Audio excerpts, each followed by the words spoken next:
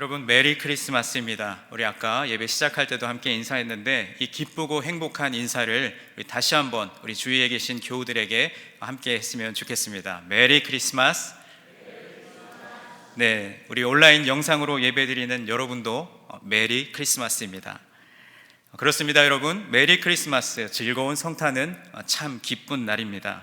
그래서 기독교 신앙을 가지고 있는 우리들뿐만 아니라 세상에 믿지 않는 사람들도 이 크리스마스 시즌이 되면 뭔가 행복하고 그리고 기쁜 일들이 생길 것들을 기대하면서 많은 모임과 또 이벤트들을 준비하느라 참 분주합니다. 또 한 해 동안 참 감사했던 분들에게는 정성스럽게 마음을 담아서 선물을 나누기도 합니다. 오늘 성탄 주일을 맞아 온라인과 또 이곳에서 예배드리는 우리 모두에게 이 감사와 이 기쁨이 충만한 하루 되시기를 주님의 이름으로 간절히 축원드립니다. 그런데 여러분, 성탄이 참 기쁘고 또 행복한 날인데 아이러니하게도 정작 그 성탄의 주인공이신 예수님의 탄생은 우리가 이미 아는 대로 마냥 기쁘고 행복하지만은 않았습니다. 로마 황제 가이사 아구스도가 사람들에게 명령하기를 이제 모든 사람들은 자기의 고향으로 돌아가 호적하라고 명령을 했습니다. 그래서 예수님의 육신의 아버지인 요셉은 다윗의 후손이었기 때문에 이제 아내 마리아와 함께 유대 베들레헴으로 가야만 했습니다. 그런데 아내 마리아는 지금 태중에 예수님을 임신하고 있는 상태여서 그 여행길이 결코 쉽지 않았습니다. 더구나 이제 베들레헴에 딱 도착해 보니 이미 먼저 와 있는 수많은 사람들로 인해서 모든 여관이 꽉 차 있어서 이제 요셉과 마리아가 머물 만한 방이 없었습니다. 임신한 마리아와 요셉은 쉴 만한 곳을 찾지 못해서 밖에서 발을 동동거리며 서성이고 있었던 것이죠. 여러분, 여기까지는 여러분들도 매년 듣는 성탄의 이야기라서 너무나 잘 아시지만 우리 한번 이 상황을 좀 더 깊이 들여다보면서 생각해 보았으면 좋겠습니다. 지금 이 아기의 부모는 무엇 하나 내세울 것 없는 아주 가난하고 그저 평범한 가정입니다. 이제 해산하는 날이 가까운 줄 알고도 호적 신고하러 길을 나설 수밖에 없었고, 심지어 이제 그 진통이 극에 달한 그날 방 한 칸 구하지 못해서 마구간에 유숙할 수밖에 없었던 그런 가정이었습니다. 또 이것뿐만이 아닙니다. 우리 아이의 탄생을 마냥 기쁜 일로 상상하죠. 막 동방박사가 와서 이 아이를 축복하고 축하하고 경배하고 그런 모습을 상상하지만 지금 마리아의 입장에서 보면 아직 소녀티를 채 벗지 못한 마리아는 이제 엄마가 되었다는 이 현실 때문에 지독히도 마음이 무거운 밤이었을지 모릅니다. 그렇다면 곁에 있는 남편 요셉은 어떠했을까요? 요셉은 이 아이가 나의 아이가 아니라는 것을 이미 알고 있었죠. 성경에서는 천사가 마리아에게 나타나 아이를 잉태하고 낳을 것이라고 미리 말해 주었다고 하지만 마태복음의 기록과 달리 오늘 우리가 대하는 누가복음 말씀에서는 요셉에게 천사가 와서 설명해 주었다는 구절을 찾아볼 수 없습니다. 그러니까 요셉은 그저 정혼한 아내 마리아의 이야기만 듣고 마리아의 배가 점점 불러오는 것을 바라보다가 이제 이 아이의 출생을 맞이하게 됩니다. 요셉이 마리아의 말을 믿으려면 또 얼마나 크고 또 얼마나 많은 믿음이 필요했을까요? 혹시 요셉이 이 아이의 아버지가 아니라는 사실을 다른 이들이 알게 된다면 이들의 인생은 앞으로 어떻게 되겠습니까? 마리아와 마찬가지로 요셉에게도 이 아이를 키운다는 것은 그 결심은 결코 간단한 문제가 아니었을 것입니다. 어쩌면 요셉과 마리아에게 우리가 축복하고 축하하는 이 성탄의 날은, 그리고 그 밤은 우리가 상상하는 그런 거룩하고 기쁜 밤이 아니라 어쩌면 그들의 마음속에 믿음과 의심, 또 염려와 소망 사이에서 극도로 갈등하는 시간이었을지도 모릅니다. 이렇듯 이 성탄의 이야기들은 한꺼풀 들추어 보면 그저 기쁘고 찬란한 이야기만 담겨 있는 것이 아니라 처절한 삶의 이야기가 담겨 있는 것이죠. 아마 요셉과 마리아는 매우 힘들고 또 속상했을 것입니다. 마리아가 임신하기 전에 하나님의 아들 메시아가 너의 몸에서 나올 것이다 라고 하셨는데 하나님께서 그 높으신 그 위대하신 하나님의 아들을 출산하게 하시는데 나를 이렇게 고통스럽게 고생스럽게까지 하시냐 하는 그런 의구심도 들었을 것입니다. 출산을 경험하신 우리 어머님들, 또 우리 그 아내를 옆에서 돌본 우리 남편분들은 다 아시겠지만, 출산이라고 하는 것이요, 그 출산할 수 있도록 잘 구비된 시설이 있어도 그 출산이라고 하는 그 과정 자체만으로도 매우 매우 고통스럽고 힘든 일인데, 지금 심지어 그런 시설이나 자리가 전혀 없는 그런 상황이었습니다. 마리아와 요셉은 결국 방을 찾지 못하고 짐승들이 있는 마구간에서 아기 예수님을 출산하게 되고, 그리고 그 아기 예수님은 강보에 쌓여 짐승들이 밥을 먹는 구유에 모셔졌습니다. 무사히 아이를 출산하기는 했지만 그들의 행색은 여전히 초라했고 불편하게만 했습니다. 그런데 하나님께서는 그 요셉 일행의 고생스러운 모습은 아랑곳하지 않으시고 천사를 시켜서 들에서 양을 치던 목자들에게 예수 그리스도의 탄생을 알리면서 이렇게 말씀하시죠. 지극히 높은 곳에서는 하나님께 영광이요, 땅에서는 하나님이 기뻐하신 사람들 중에 평화로다라고 선포하셨습니다. 하나님은 이 예수님의 초라한 탄생에 대해서 그 누구보다 기뻐하시며 또 영광을 받으셨다는 것입니다. 여러분, 만일 우리 가운데 누군가 이 예수님처럼 또 이 가정처럼 출산할 만한 장소 또는 그런 공간 없이 그저 마구간에서 막 정신없이 출산을 하고 또 그 아이를 누일 곳조차 없어서 구유에 누였다고 한다면 그 가정 또 그 아이의 인생은 시작부터 참으로 불행하고 또 힘든 인생이라고 생각할 것입니다. 그렇게 초라하게 태어난 것에 대해서 또 부끄럽게 여길지도 모릅니다. 그런데 하나님께서는 그렇게 초라하게 태어난 자신의 아들에 대해서 하늘에는 영광이요 또 땅에는 기쁨과 평화라고 선포하셨던 것입니다. 하나님께서는 예수 그리스도의 탄생이 이 땅의 기쁨임을 선포하셨습니다. 그래서 오늘 본문 10절에서도 큰 기쁨의 좋은 소식을 전한다라고 하셨고, 그리고 14절에서는 땅에서는 하나님이 기뻐하신 사람들 중에 평화라고 말씀하시면서 기쁨으로 아기 예수님의 탄생을 맞이할 것을 요구하셨습니다. 그리고 하나님은 그 아기 예수님을 이 땅에 보내시면서 사람들이 기뻐하기를 원하셨습니다. 여러분, 이 땅에 많은 사람들이 이 크리스마스를 맞이하면 크게 기뻐합니다. 한동안 멀리 떨어져 있었던 가족들이 만날 수 있어서 기쁘고, 또 휴일이니까 일을 하지 않고 편히 쉴 수 있어서 기뻐합니다. 어떤 이들은 집을 멋지게 또 아름답게 성탄 장식으로 예쁘게 꾸며놓고서 기뻐하고, 또 어떤 이는 산타클로스 복장을 입고서 선물을 나누어 주면서 기뻐하기도 합니다. 또 연인들은 함께 할 수 있는 시간이 생겨서 기뻐하죠. 또 사업을 하시는 분들은 어떻습니까? 사업의 종류에 따라 다를 수는 있겠지만 그래도 다른 때보다 조금 더 수입이 좋아서 기뻐하시기도 합니다. 그런데 사실은 이러한 기쁨은요, 하나님께서 말씀하시는, 하나님께서 오늘 말씀을 통해서 우리에게 이야기하시는 성탄의 본질적인 기쁨과는 조금 거리가 있습니다. 왜냐하면 성탄절이 되어도 각자의 사정으로 인해서 가족을 만날 수 없는 이들이 있기 때문이죠. 성탄절에도 일하지 않으면 살아가기가 힘들어서 쉴 수 없고 계속해서 일을 해야만 하는 사람들도 여전히 우리 가운데 있습니다. 만약 성탄의 기쁨이 오늘날 세상 사람들이 성탄절에 누리고자 하는 그런 풍요로움과 또 세상적인 어떤 즐거움에 있다고 한다면, 그 즐거움에 참여할 수 없는 그런 사람들은 이 성탄이 그 어느 날보다 불행하고 슬픈 날이 될 것입니다. 하나님께서 말씀하시는 성탄의 기쁨은 우리의 안락과 또 풍요를 근거로 하는 것이 아닙니다. 그래서 저는 오늘 말씀의 제목대로 우리가 성탄을 기뻐해야 하는 이유에 대해서 오늘 말씀을 통해 살펴보기를 원합니다. 먼저 오늘 말씀 8절을 보시면 성탄의 기쁜 소식은 세상적으로 부유하고 안락한 삶을 살아가던 사람들에게 먼저 전해진 것이 아닙니다. 밤에 밖에서 자기 양떼를 지키던 목자들에게 그 기쁜 소식이 가장 먼저 임했습니다. 양떼를 지키느라 밤에 집에서 편안하게 쉬지도 못하고 밖에서 양을 지켜야 하는 목자들, 그들에게 이 성탄의 가장 기쁜 소식이 가장 먼저 전해졌다라는 것입니다. 그런데 여기서 여러분, 자기 양떼라고 표현하고 있지만 사실 이 목자들이 돌보고 있는 양떼는 자기의 소유가 아닙니다. 양떼의 주인은 따로 있습니다. 그저 그 양떼의 주인에게서 위탁받아서 그 양떼를 돌보고 있는 자들이 바로 목자들입니다.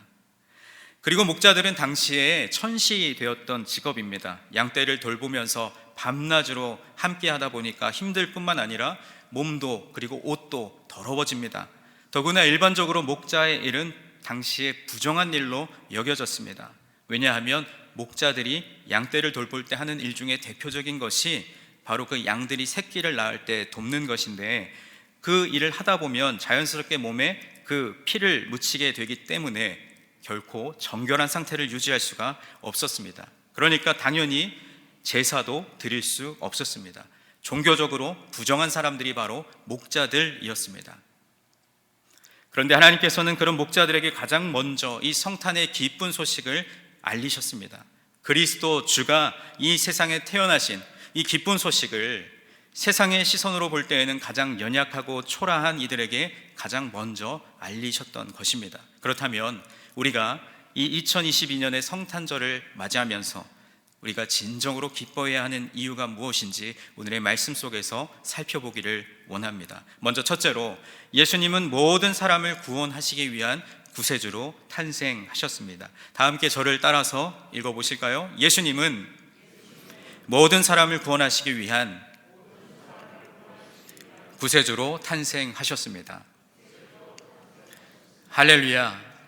여러분, 앞에서도 살폈듯이 당시의 목자들은 천한 사람들이요 부정한 사람들이었습니다. 정결하지 못했기 때문에 제대로 제사를 드릴 수 없는 그러한 사람들이었습니다. 그러기에 그들은 특별한 하나님의 복을 받은 사람도 아니었고, 하나님의 율법을 잘 지켜 행해서 구원에 이를 수 있는 대상도 되지 못했습니다. 사람들은 목자들을 그다지 중요하게 여기지 않았습니다. 그런데 하나님께서는 가장 먼저 그들에게 나타나셔서 그들에게도 구원의 기쁨을, 그리고 그 구원의 기쁨이 있음을 말씀하셨던 것이죠. 바로 그 누구보다도 세상의 기준으로 볼 때 연약하고 소외당하는 너희에게 기쁜 소식이 있다라는 것입니다. 바로 너희를 포함한 이 세상의 모든 사람에게 하나님의 구원이 임했다라는 소식 말이죠. 여러분, 이 세상에 존재하는 모든 사람들 가운데 예수님께서 구원하시고자 하는 이 범주 안에 들지 않는 사람은 단 한 사람도 없습니다.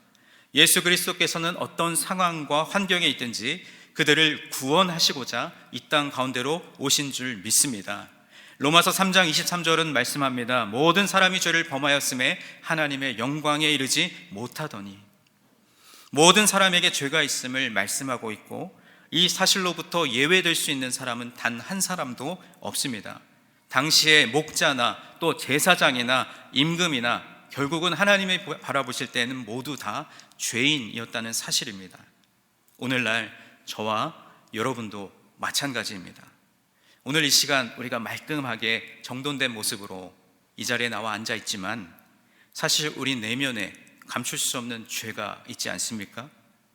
미움과 다툼, 그리고 시기와 질투, 또 다른 이들을 나의 기준으로 재단하고 정죄하고 비방하면서 하루에도 셀 수 없이 많은 죄를 짓고 살아가지 않습니까? 여러분, 우리는 모두 다 죄인입니다. 동일하게 고백하십니까? 다시 한번 여쭙겠습니다. 여러분, 우리 모두는 죄인입니다. 믿으십니까? 그런데 죄인된 우리를 그 죄로부터 구원하시기 위해 이 땅에 오신 예수님을 나의 구세주로 고백하고 그분을 영접하면 요한복음 1장 12절에 기록된 말씀과 같이 영접하는 자, 곧 그 이름을 믿는 자들에게는 어떤 권세를 주셨다고요? 하나님의 자녀가 되는 권세를 주셨으니 라고 말씀하십니다. 그렇기에 오늘 이 시간 성탄의 기쁨에 참여하는 우리들 가운데 여전히 죄의 문제로 인하여 얼룩진 그런 삶을 살아가지만, 그 예수님을 믿기만 하면, 그 예수님을 나의 구주로 영접하기만 하면 하나님의 자녀가 되는 권세를 우리에게 주시는 줄로 믿습니다. 여전히 우리가 살아가는 세상은 예수 그리스도 그분으로 인하여 기뻐하는 것이 아니라 도리어 그 예수님을 부인하고 부정하고 세상의 것으로 인해 더 기뻐하면서 살아가는 시대이지만, 세상의 기쁨을 가지고서는 우리에게 결코 구원이 있을 수 없습니다. 그저 이 세상에 사는 동안에 즐겁게 살 수는 있겠죠. 그러나 그 길의 결국은 사망이요 지옥일 뿐입니다. 하지만 예수 그리스도께서 나를 구원하신 구세주임을 기뻐하며 그분을 따라서 살아가는 것을 기뻐한다면 결국 영생의 길인 천국에 이르게 될 줄로 믿습니다. 우리 믿음의 성도들은 세상에서 주는 기쁨에 취해서 살아갈 것이 아니라 예수 그리스도를 나의 삶의 주인으로 모시고 살아가는 그 기쁨을 충만하게 누리며 살아갈 수 있기를 간절히 소망합니다. 둘째로, 예수님께서는 우리의 목자가 되신 것이 우리의 기쁨이 됩니다. 우리 다시 한번 함께 저를 따라서 고백하겠습니다. 예수님께서 우리의 목자가 되신 것이 우리의 기쁨이 됩니다. 아멘입니까? 네, 여러분, 예수님께서 우리 인생의 목자가 되신 것이 우리의 기쁨이 되어야 할 줄로 믿습니다. 예수님 당시의 목자라는 직업은 제가 여러 번 소개했지만 소위 우리가 말하는 뚜리리, 어렵고 위험하고 더러운 직업이었습니다. 그래서 사람들이 목자의 일을 하는 것을 꺼려했고 또 목자의 일을 하는 사람들을 천시했습니다. 그런데 하나님은 예수 그리스도의 탄생을 이 목자들에게 처음으로 알리셨고, 더욱이 예수님의 삶을 바라보면 목자로서의 삶을 사셨던 것을 알 수 있습니다. 그래서 요한복음 10장 14절과 15절의 말씀에도 나는 선한 목자라, 내가 내 양을 알고 양도 나를 아는 것이 아버지께서 나를 아시고 내가 아버지를 아는 것 같으니 나는 양을 위하여 목숨을 버리노라 라고 말씀하셨습니다. 여러분, 양들에게만 목자가 필요한 것이 아닙니다. 우리 사람들에게도 이 목자가 필요합니다. 여러분, 양들이 얼마나 무지하고 연약한 줄 아십니까? 제가 여러 해 전에 부모님과 함께 성지순례를 갔는데 이제 초원을 쭉 이렇게 걸어가다가 이 양떼들이 그 목자를 따라서 산비탈을 올라가는 모습을 본 적이 있습니다. 그런데 이 양떼들이 나져 있는, 이미 길이 놓여져 있는 그 길을 따라서 걷는데, 그 가이드 하셨던 선교사님의 말씀을 들으니까 이 양떼들이 바로 앞밖에 볼 수가 없다는 거예요. 그러니까 멀리 보지 못하고 바로 앞만 보기 때문에 그 목자가 인도하는 대로 따라가야만 제대로 된 길을 따라갈 수 있는 그런 연약한 존재라는 것입니다. 또 들판의 맹수들에게는 힘없이 당할 수밖에 없는 연약한 존재이기도 합니다. 한 치 앞도 제대로 볼 수 없어서 내가 어디로 가고 있는지도 모르면서 그저 눈앞에 있는 것만 바라보면서 걷는 것이 양의 모습입니다. 여러분, 우리의 모습이 이 양과 같지 않습니까? 앞으로 나의 인생이 어떻게 될지, 하나님이 내 인생을, 우리 교회를, 내 공동체를, 우리 가정을 어떻게 이끌어 가실지에 대해서는 관심도 없고 그저 눈앞에 보이는 물질적인 것들, 세상적인 것들, 그것들만 바라보면서 좌우로 요동하고 있지는 않으십니까? 목자가 없으면 밤낮으로 사탄에게 이끌려 죄를 지으며 죽을 인생을 살아가는 것이 우리들의 본성입니다. 하나님의 뜻을 알지 못하고 자신의 마음에 좋은 대로 기쁨을 위해 살아가다가 죄를 짓고 지옥으로 가는, 한 치 앞도 모르는 인생을 살아가고 있는 것입니다. 그러기에 우리의 인생 가운데에서 우리의 삶을 제대로 이끌어 주실 수 있는 구원자가 필요합니다. 어떻게 살아가는 것이 우리를 창조하신 하나님의 뜻대로 사는 것이고 생명의 길로 가는 것인지를 알려주시고 우리를 보호하여 주실 그 목자가 우리에게 필요한 줄 믿습니다. 목자의 일은 아주 거친 일입니다. 밤낮으로 수고해야 하는 일입니다. 맹수가 오면 자신의 몸을 돌보지 않고 헌신해야 하는 일입니다. 그리고 때로는 양떼를 위해서 죽음도 각오해야 하는 일입니다. 그런데 예수님은 이 일을 위해서 목자로 이 땅에 오셨다는 사실입니다. 목자가 양을 위해서 죽을 수 있는 것은 그것에 대한 합당한 대가를 받기 때문이 아니라 자신의 목숨보다 이 양들을 더욱 사랑하기 때문입니다.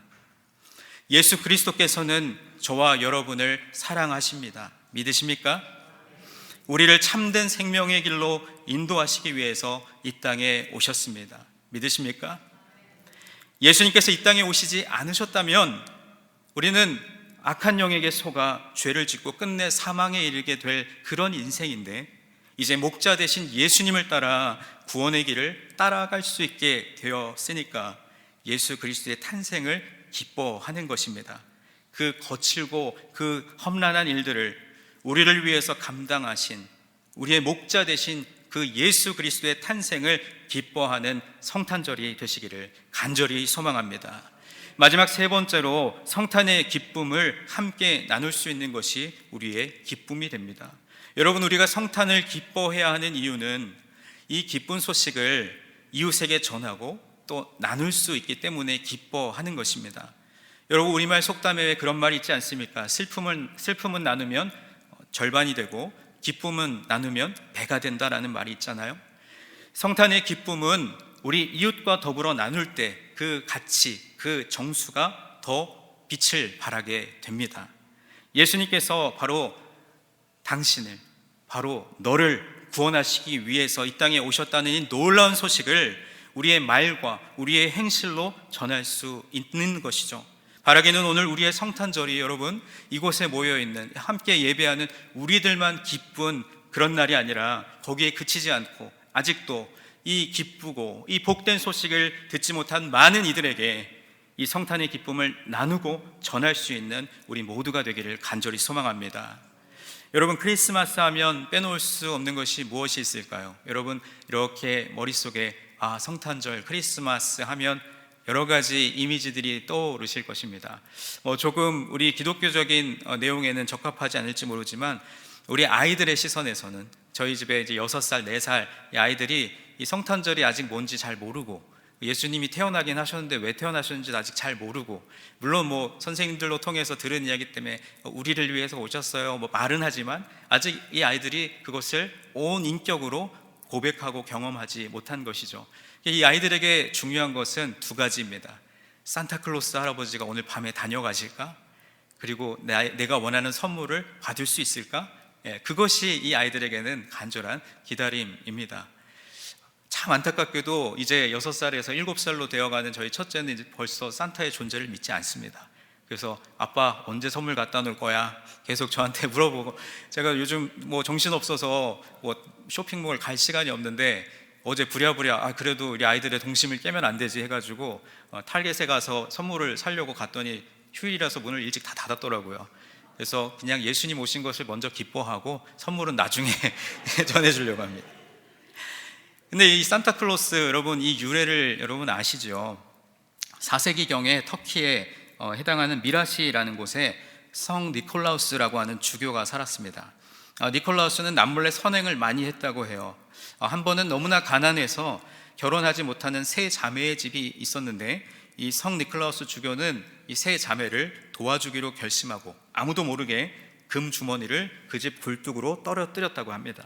그런데 신기하게도 그 금덩이가 세 자매들이 벽에 걸어두었던 양말 속으로 쏙 들어갔고 그 금돈으로 세 자매는 결혼을 했다고 하지요. 그래서 양말을 걸어두는 그 성탄의 풍습이 생겼고, 또 산타클로스가 어디로 들어옵니까? 굴뚝으로 들어온다는 그런 생각을 하게 되었다고 합니다. 그런데 이 성 니콜라스 주교가 죽은 후에도 12세기 초에 프랑스 수녀들이 이 니콜라우스 축일 전날인 12월 5일에 이 성 니콜라스가 과거에 행했던 것처럼 가난한 아이들에게 선물을 나누어 주었고, 그 풍습이 유럽 전역으로 확산되었으며, 이제 17세기에 이르러서는 아메리카 신대륙으로 이주했던 네덜란드 사람들이 자선을 베푸는 그런 성 니콜라우스 이름 대신에 산타클라스라는 이름으로 부르게 되었으며, 이제 이것이 우리가 오늘날 부르는 산타클로스가 되었다고 합니다. 그러니까 성 니콜라우스 주교는 가난한 사람을 도와주고 섬기면서 그들에게 기쁨이 되는 존재였던 것입니다. 성 니콜라우스는 예수님을 믿는 사람으로서 그의 삶을 통해서 예수 그리스도로부터 받은 그 구원의 기쁨을 다른 이들에게 전해주었던 사람이었습니다.